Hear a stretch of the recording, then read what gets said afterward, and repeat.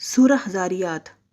اعوذ باللہ من الشیطان الرجیم، بسم اللہ الرحمن الرحیم۔ اللہ نہایت رحمت والے، بے حد رحم فرمانے والے کے نام سے۔ قسم منتشر کر کے اڑانے والی ہواؤں کی، پھر بوجھ اٹھانے والے بادلوں کی، پھر آسانی سے چلنے والی کشتیوں کی، پھر کام تقسیم کرنے والے فرشتوں کی۔ بے شک جس امر کا تم سے وعدہ کیا جا رہا ہے وہ ضرور سچا ہے، اور بے شک جزا ضرور واقع ہوگی۔ قسم راستوں والے آسمان کی، بے شک تم ضرور مختلف بات میں پڑے ہوئے ہو۔ اس قرآن سے وہی پھیرا جاتا ہے جو ازل سے پھیر دیا گیا۔ قتل کیے جائیں جھوٹے اندازے لگانے والے جو غفلت میں بھولے ہوئے ہیں۔ پوچھتے ہیں بدلے کا دن کب ہوگا؟ فرما دیجئے جس دن وہ آگ پر سینکے جائیں گے۔ چکھو اپنا یہ عذاب، یہی ہے وہ جسے تم جلدی مانگتے تھے۔ بے شک متقی جنتوں اور چشموں میں ہوں گے، لے رہے ہوں گے جو ان کا رب انہیں عطا فرمائے گا۔ بے شک وہ اس سے پہلے دنیا میں نیکی کرنے والے تھے۔ وہ رات کو کم سوتے تھے اور رات کے پچھلے پہروں میں مغفرت طلب کرتے تھے، اور ان کے مال میں حق مقرر تھا سائل اور محروم حاجت مند کا۔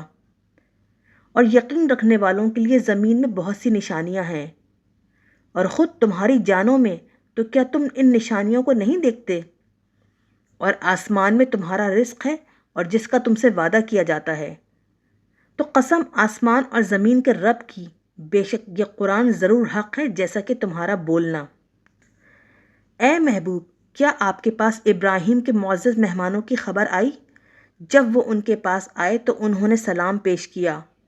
ابراہیم نے بھی جواب میں سلام فرمایا۔ ابراہیم سوچنے لگے اجنبی لوگ ہیں، پھر چپکے سے اپنے گھر والوں کی طرف تشریف لے گئے تو بھنا ہوا ایک فربا بچھڑا لے آئے، پھر اسے ان کے سامنے رکھا۔ فرمایا کیا تم کھاتے نہیں؟ تو ان کی طرف سے دہشت محسوس ہوئی۔ مہمان بولے آپ اندیشہ نہ فرمائیں، اور انہوں نے ابراہیم کو ایک ذی علم لڑکے کی بشارت دی۔ تو ان کی بیوی فریاد کرتی ہوئی آئیں، پھر تعجب سے اپنے منہ پر ہاتھ مارا اور کہا بوڑھی بانجھ کے لڑکا ہوگا؟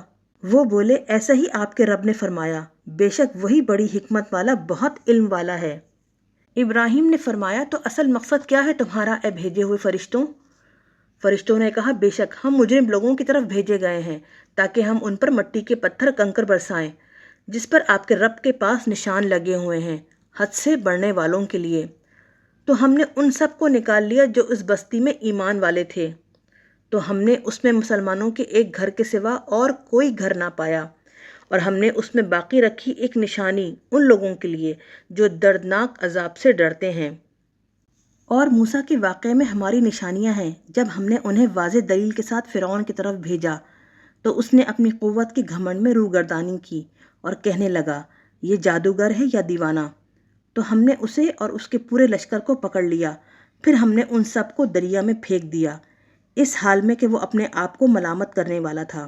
اور عاد میں بھی عبرت کی نشانیاں ہیں، جبکہ ہم نے ان پر رحمت سے خالی ہوا بھیجی، وہ نہ چھوڑتی تھی کسی چیز کو جس پر گزرتی مگر اسے ریزہ ریزہ کر دیتی۔ اور ثمود میں بھی نشان عبرت ہے، جب ان سے کہا گیا ایک مقرر وقت تک فائدہ اٹھا لو تو انہوں نے اپنے پروردگار کے حکم سے سرکشی کی، تو انہیں ہولناک کڑک نے پکڑ لیا، اس حال میں کہ وہ دیکھ رہے تھے، تو نہ وہ کھڑے ہو سکے اور نہ ہم سے بدلہ لے سکے۔ اور ان سے پہلے نوح کے منکر لوگوں کو ہلاک کر دیا، بے شک وہ سخت نافرمان لوگ تھے۔ اور ہم نے آسمان کو اپنی قدرت سے بنایا، اور بے شک ہم ضرور وسیع قدرت والے ہیں۔ اور زمین کو ہم نے فرش بنا کر بچھایا، تو ہم کیا ہی اچھے بچھانے والے ہیں۔ اور ہم نے ہر چیز کو جوڑا جوڑا بنایا تاکہ تم سمجھو۔ تو اللہ کی طرف بھاگو، بے شک میں تمہارے لیے اس کی طرف سے واضح ڈرانے والا ہوں۔ اور اللہ کے ساتھ کوئی معبود نہ بناؤ، بے شک میں تمہارے لیے اس کی طرف سے کھلا ڈر سنانے والا ہوں۔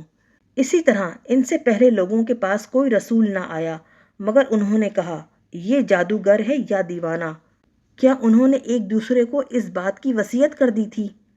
بلکہ وہ سرکشی کرنے والے لوگ ہیں۔ تو اے محبوب آپ ان سے توجہ ہٹا لیں تو آپ پر کوئی ملامت نہیں، اور آپ سمجھاتے رہیں، اس لیے کہ سمجھانا یقیناً ایمان والوں کے لیے مفید ہے۔ اور میں نے جن اور انسان کو نہیں پیدا کیا مگر اس لیے کہ وہ میری عبادت کرے۔ میں ان سے کچھ رزق طلب نہیں کرتا اور نہ یہ چاہتا ہوں کہ وہ مجھے کھانا دیں۔ بے شک اللہ ہی بڑا رازق، بڑی قوت والا ہے، زبردست۔